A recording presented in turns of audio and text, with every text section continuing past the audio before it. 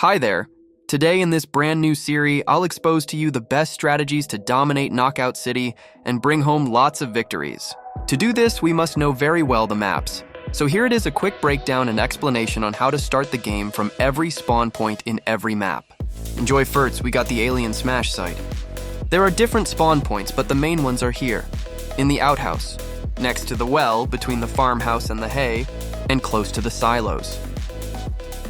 When you start in the outhouse, take your balled-up groupmate and throw him near the well, or just throw him forward so he can collect quickly the ball.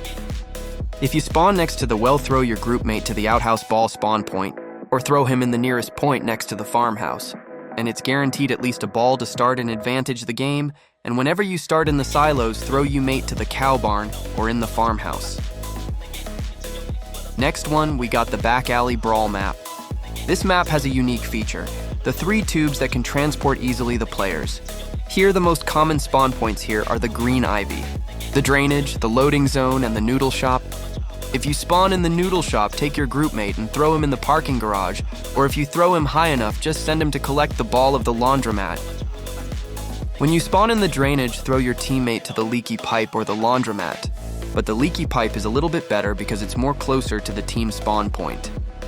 If you start the match in the loading zone, just throw your groupmate at the green ivy or the parking garage, and whenever you spawn in the green ivy, throw your teammate to the leaky pipe or the loading zone. For the next map, we got the concussion yard and unique map with a moving wrecking ball. Here, the most common spawn points are the crane, the blue tarp building, the school, and the stage. If you spawn in the stage or the crane, you have 3 main options to choose to send your balled-up teammate: the blue tarp building, the school, and the middle building. When you start in the blue tarp building or the school, send your teammate to the middle building or the crane.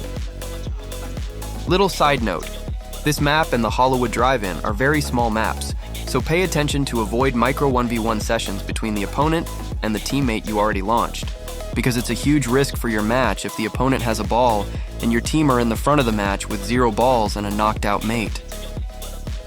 NetX1, we got Galaxy Burger, a pretty weird looking map with 4 main spawn points: the alien, the ice cream, the parking, and the rocket, and 2 objects that follows the main architecture of the arcade zone: a planet and a bunch of UFOs.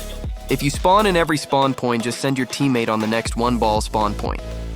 As an example, if your team spawns in the rocket zone, just send your teammate to the ice cream or the alien, and so on. Side note: you can send your groupmate even to the arcade or diner zone, but it's the center of the map, and it's too risky at the very beginning of the match. Next one, we got the Hollywood Drive-In. A very small map and colorful map, because at the center after a while will appear one of the 6 film sets of Hollywood. Here, the main spawn points are the popcorn zone, the tickets area, the soda can, and the backstage. If you spawn with your team at the soda can or the popcorn zone, throw your teammate to the tickets or the stage.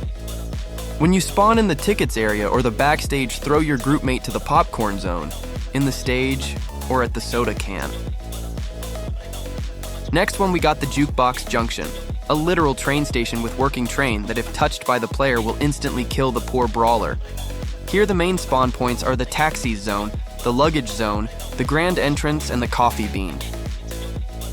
If you start in the taxi zone, just throw your teammate to the coffee bean or the billboards.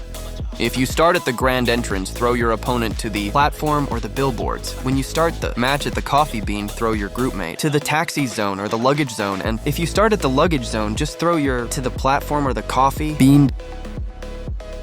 The next one, we got the knockout roundabout. Here, the main spawn points are the flowers, the bus stop, the cinema, and the underpass.